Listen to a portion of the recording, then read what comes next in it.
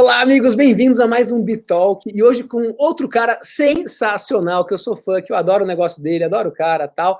Muito bem-vindo, Fernando Assad, cofundador da Vivenda.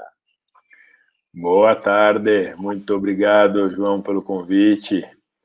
Vamos lá, é o seguinte, é um papo rápido, com bastante informação concisa. Como que o programa Vivenda está transformando a vida das pessoas de forma prática? Nem todo mundo conhece a Vivenda. Como que vocês estão transformando a vida das pessoas? Olha, João, existe uma questão no Brasil que é um problema seríssimo, que é a questão habitacional, né? E todo mundo pensa que para resolver a questão habitacional a gente precisa construir casa, o que não é uma verdade. A gente olha esse problema mais a fundo, o nosso maior desafio é reformar a casa, e não construir casa. Isso é, pelo menos, a gente precisa reformar cerca de 40 milhões de moradias de famílias de baixa renda no Brasil. 40 milhões de moradias. 40 milhões de moradias, sendo que o nosso estoque de moradias no Brasil são 69 milhões. Ou seja, a gente precisa reformar mais da metade das casas do Brasil, né?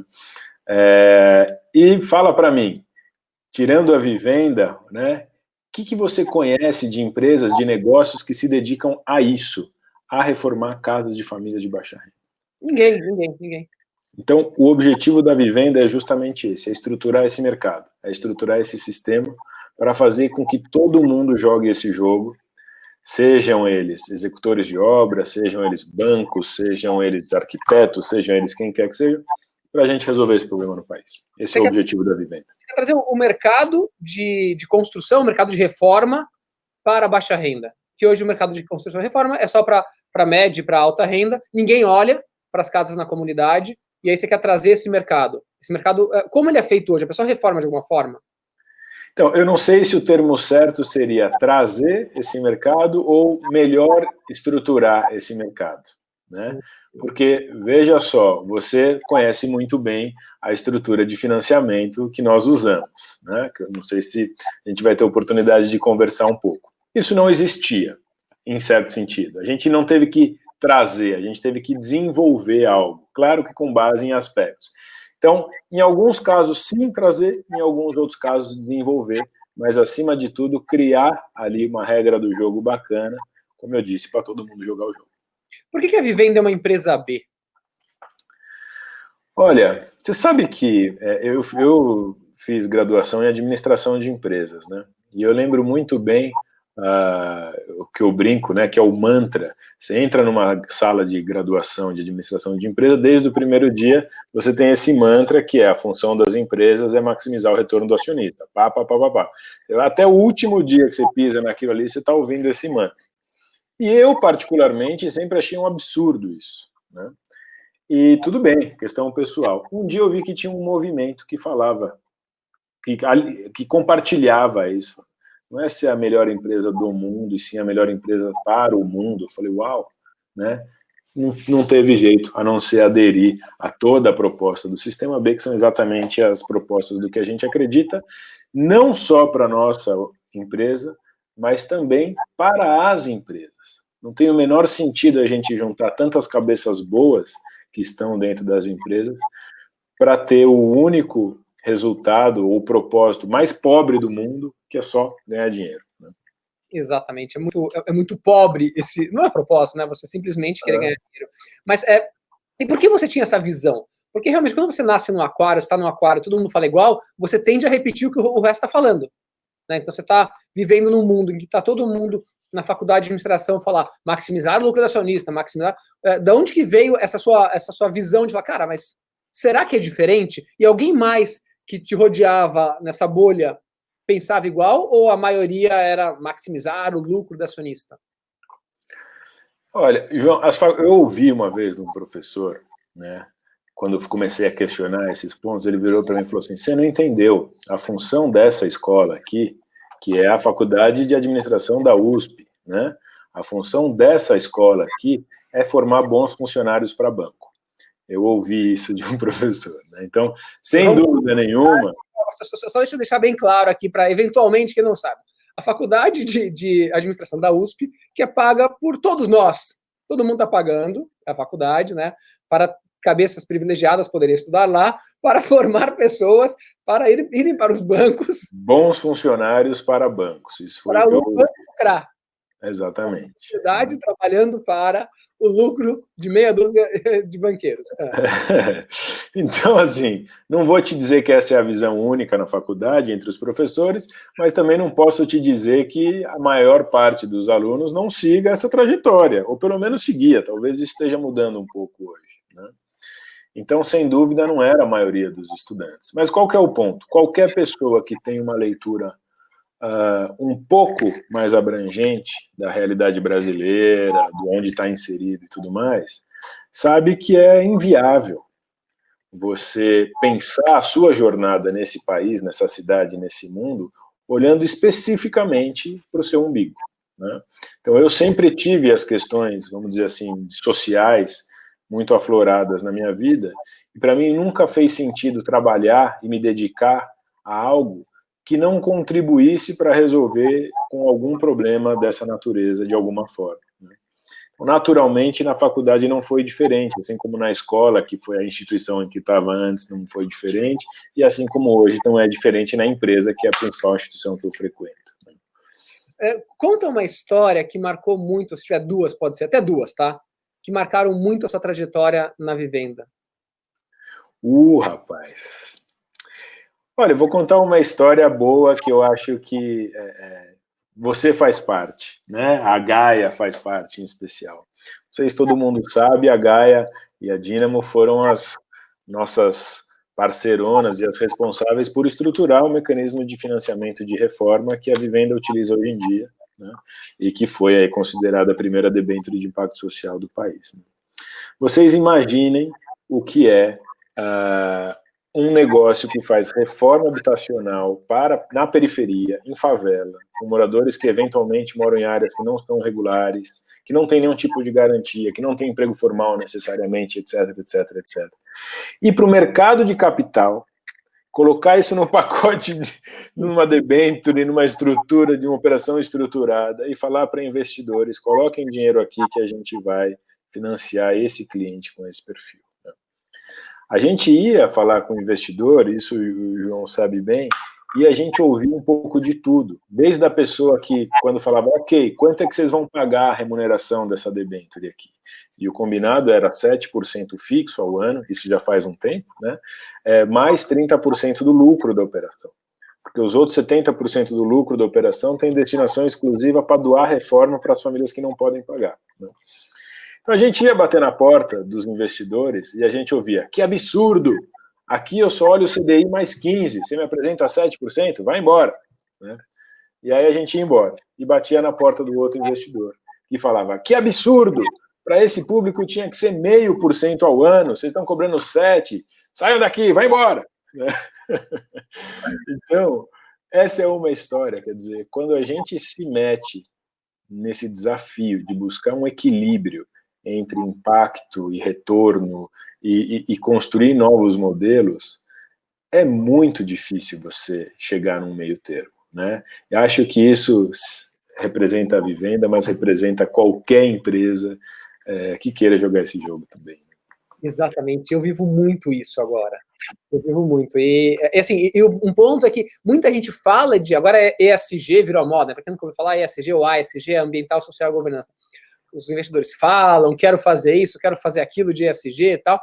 Aí você fala, poxa, que legal, mas eu faço ESG, desde que tem uma rentabilidade catastrófica, gigante e tal. Assim, cara, conta não fecha, né? Você quer ganhar uma coisa gigantesca, alguém paga essa conta, ou o planeta, ou a pessoa mais pobre, alguém paga a conta, né? Quando você deixa o negócio desbalanceado, isso é muito comum, eu vejo direto isso. Exato. Não, isso é punk. Uma coisa, eu estava até comentando com você antes, porque é muito legal, quem está ouvindo aqui a gente, ou assistindo, a moral que a Vivenda tem com grandes empresas.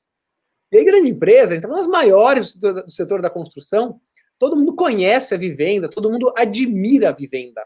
Como foi essa jornada, e fazendo um paralelo com várias empresas, várias pessoas estão ouvindo aqui a gente, que é o seguinte, poxa, você é uma empresa que criou pequena, num nicho completamente diferente, num nicho completamente novo, e passados alguns anos, cara, altíssimos executivos dessas principais empresas de construção admiram a Vivenda. Como foi esse processo todo de nascer do nada até circular nos principais players imobiliários do Brasil, assim, com o presidente, com o conselheiro, todo mundo conhece e admira e fala bem da Vivenda. Como foi isso, essa trajetória?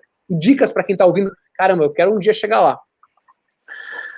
Olha, João, nada, enfim, there is no free lunch, não é isso que o povo diz. Então, nós todos na Vivenda, nós temos um comprometimento muito grande com essa causa que a gente defende, né?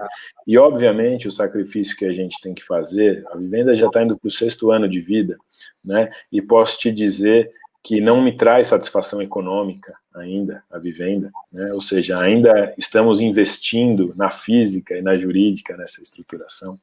Mas, respondendo essa pergunta, eu acho que as pessoas sentem que o que nós estamos fazendo na Vivenda é de verdade. Não tem oportunismo na Vivenda. Muito pelo contrário. Existe um sacrifício imenso e uma convicção imensa em fazer isso avançar, que eu acho que essas pessoas falam, puxa, essa turma está falando sério, né? Eles estão fazendo de fato, estão comprometidos, né? Acho que esse é um primeiro ponto. Um outro ponto que eu acho que é derivado desse é, nós somos uma startup. Consequentemente, inovação está no nosso sangue. Provocações está no nosso sangue. E isso é o que a gente mais faz, né? Nós temos uma leitura muito clara desse mercado, do que precisa ser feito para estruturar esse mercado, e que esse não é um jogo que se joga sozinho, que você precisa jogar esse jogo com todo mundo. A nossa função é provocar, colocar o sapato... E como é provocar alguém que às vezes pode levar de outro jeito também essa provocação. Exatamente. Qual que é o melhor jeito de você provocar? Você provoca desse lado daqui e você mesmo tem que responder colocando o sapato do outro lado, porque tem que estar bom para todo mundo, né? Sim. Então você fala, vou fazer essa provocação para esse cara aqui, mas como que ele se veria bom, né? Qual que é o jeito que eu preciso contemplar a dor também? Você tem que ter empatia com todos os atores. A Vivenda é um grande integrador de atores, né? E aí a Vivenda não tem medo de se expor e eventualmente arriscar e eventualmente contar com apoio e investimento de terceiros, eventualmente para iniciativas que não vão dar certo, né? Mas a gente entende que a nossa função é provocar e inovar. E aí o terceiro e último ponto que eu queria falar disso existe também cada vez mais um fenômeno mundial, que é o fenômeno da inovação aberta, né, do Open Innovation. Então, é fato também que todas as grandes empresas estão estruturando estratégias de relacionamento com esse tipo de organização, com esse tipo de provocadores. Estão procurando isso. Exatamente. Diferente um pouco da lógica anterior, talvez de 10, 15 anos atrás, em que essa turma recorria estritamente a consultorias, não que ainda não recorra, que eu acho que ainda faz sentido, hoje abriu-se um canal muito grande de experimentação através de processos de inovação aberta com esses provocadores. Então eu também coloco esse dado de contexto, que não é um mérito exclusivo da Vivenda, para dizer que as empresas estão esperando por isso, querem aprender junto fazendo. E a gente está aqui jogando esse jogo. Você vai lá e traz essa inovação. Então, olha que dica legal. Levar inovação para quem está procurando inovação. O cara é um elefante grande, um navio, tal, e você vai lá e leva o barquinho lá com pensamentos, provocações, o que ele pode fazer de diferente. É diferente atuar na comunidade e atuar fora da comunidade? Eu acredito que é diferente atuar em um contexto e atuar em outro contexto, independente de ser na comunidade ou não na comunidade. É diferente atuar no Butantã, onde eu moro, para atuar no... Para atuar na comunidade, exato, sei lá, você vai fazer um negócio, até extrapolando mais, se eu vou fazer um negócio na Argentina, não adianta chegar lá, eu, brasileiro, por mais que eu saiba o que eu vou fazer, chegar lá com uma ideia legal. Na comunidade, da mesma forma, se eu for para um bairro de alta renda, eu vou ter que saber mexer, saber quais são as dinâmicas. Na comunidade, tem uma dinâmica específica? Poxa, para entrar na comunidade é bom você entrar via ONGs, via não sei o quê. A minha cabeça nessa pergunta é empreendedores que querem fazer a diferença na comunidade. É simplesmente chegar lá, bater na porta ou fazer alianças? Como que é isso? Eu acho que o empreendedor, ele é um bicho que ele é insatisfeito por natureza, né? Então, e ele é um bicho que busca soluções como ética, como oxigênio, né? Se não tem essa busca por solução, não tem empreendedor, né? Isso. E nesse sentido, sim, claro que só vai ter coisa diferente. Se você muda a realidade, sim, vai ter. Agora, estando aberto para aprender e fazer acontecer, e motivado e com resiliência e tudo mais, faz acontecer. Porque a gente não pode esquecer, no fim do dia, que a gente está fazendo negócio de gente para gente. Né? Talvez, se eu fosse fazer negócio com uma coruja, seria mais difícil. Putz, eu não sei qual que é a língua da coruja, eu teria que aprender, né, as coisas. Agora, apesar de haver uma diferença de renda, uma diferença espacial, uma diferença de babá, quando a gente pensa em reforma, por exemplo, se eu falar para você, uma família de alta renda, a motivação de uma família de alta renda e uma motivação de uma família de baixa renda em reformar a casa é muito diferente? Não, né? Ou é parecida? Parecida. A sensação de ter a casa reformada é diferente ou é parecida? Se a gente for para alguns aspectos mais específicos, tipo, a família de alta renda consegue crédito mais fácil que a família de baixa renda? É o mesmo jeito? Não, é diferente. Agora, quando a gente entra na dimensão humana, é a mesma coisa. Sim, o cara quer uma casa mais legal para ele, mais adequada e tal. Mas para a família, tem uma coisa legal. O resto é firula. Aí você fala, tudo bem, o jeito de acessar crédito desse jeito é assim, daquele jeito é assado. Né? A vivenda conseguiu causar uma transformação muito grande em alguma família? Ah, João, essa pergunta tem uma pessoa suspeita para dizer do lado de cá. Eu acho que a gente contribui bastante, né? O impacto não é a reforma, né? O impacto não é a casa feita. É claro que existe um impacto se você mora numa casa cheia de umidade, sem ventilação, iluminação natural, e você transforma esse espaço. Esse impacto é um impacto. Agora, não é esse o impacto que a gente quer, né? A gente quer saber se as pessoas estão mais felizes, se elas estão menos depressivas, se elas estão mais dispostas para a vida. Comportamento? A reforma muda o comportamento da família? Muito, muito, muito. Eu tenho uma brincadeira que eu sempre faço, que um dia um morador lá do Jardim Ibirapuera, que a gente opera, ele recebeu uma reforma lá, concluiu e cruzou comigo na rua e fez uma brincadeira, né? Porque a gente reforma muito banheiro, né? E aí um dia eu estava cruzando na rua, eu de um lado, do outro, ele gritou, falou, Fernando, falei, oi. Ele falou, ontem eu fui ao banheiro, lembrei de você. Porque você muda, tipo, a tua relação com o espaço. E aí tem gente que fala, cara, agora que meu quarto está reformado, ou minha cozinha está reformada, eu quero morar na cozinha, né? A relação da mulher com o marido muda, porque pararam de brigar. E aí, a partir daí vai, é uma loucura. Agora tem a campanha Redefina o Capitalismo, aquilo que a gente falou no começo desse papo. Você acha que é um modelo que veio para ficar, que tem que ficar? Como você enxerga isso? É uma tendência? Como você enxerga essa redefinição de capitalismo? João, eu assim, vejo de duas formas. Do ponto de vista de visão estratégica, para mim não é uma opção, né? Para mim é uma alternativa única para a gente fazer. Do ponto de vista de implementação, eu acho que são outros 500, né? Agora, olha como é que são as coisas. Esses dias eu lembrei do Oded Grajew, estava falando de um projeto do Ethos antigo lá e tudo mais, lembrei dele. E fiz um paralelo com a história da responsabilidade social, né, que foi um movimento também que veio, você vai lembrar disso, isso aí já daqui a pouco faz 20 anos que tem esse debate. Né? Quando começou a entrar nas esferas de poder, a coisa avançou um pouco mais. Então você vê, a gente tem Fórum Econômico Mundial falando disso, né, que é um poço do capitalismo nacional. A gente tem, enfim, eu não vou listar aqui, mas a gente tem uma BlackRock, que é a maior gestora de fundo, falando isso. A gente, enfim, quando esses caras começam a falar, eu vou pautar direcionamento, meu investimento para isso, eu tenho a impressão que a gente vai conseguir começar a operacionalizar a coisa. Porque aí quem não fizer vai ser o pária no setor. Né? Exatamente. O cara ele vai ter que fazer mesmo que ele não acredite e não entenda a necessidade disso prática. Ele vai fazer porque ele quer continuar jogando.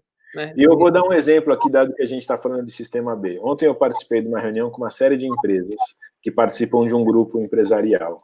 E uma dessas empresas anunciou que estabeleceu uma meta de virar a empresa B até o meio do ano que vem. né? Isso são empresas grandes, que eu estou falando, né? Em relação à Vivenda, obviamente, mas também nacionalmente. Nesse grupo já tem uma empresa que é a empresa B, né? E aí uma outra empresa falou, eu também vou ser empresa B. As outras empresas que estavam lá ficaram naquele grilinho, né? Cri, cri, cri, cri. Em casa e fala, gente, puta, tem que virar B também. Tem que virar B, cara. Os caras estão tudo falando, nem sei que esse B direito, mas vou ter que virar B também. Você entendeu? Então é um movimento de aquele fear of missing out, né? Que é aquela coisa, cara, vou ficar fora da... O jogo agora não pode esse jogo. Muito bem. Pergunta final para Fernando Assad. Nesse momento você tem a oportunidade de falar com todos os líderes do planeta, de todas as empresas, todos os líderes. Que recado você dá para todos os líderes do mundo? Olha, a gente aqui na Vivenda, eu não sei se é certo ou não, mas é o jeito que a gente faz e é um jeito que eu gosto de refletir, de fazer, né? Eu acho que a gente precisa de mais ousadia no mundo, sabe?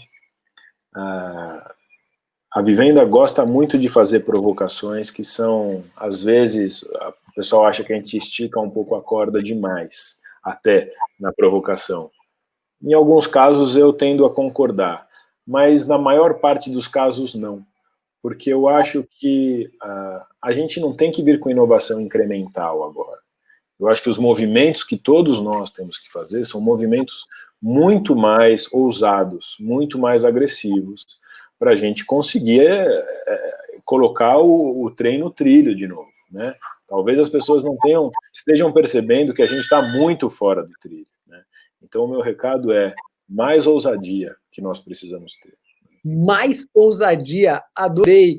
Muito bom, muito obrigado, Fernando Assad, por participar desse TB Talk, um papo para líderes que estão redefinindo o conceito de sucesso no mundo. Gratidão, amigo.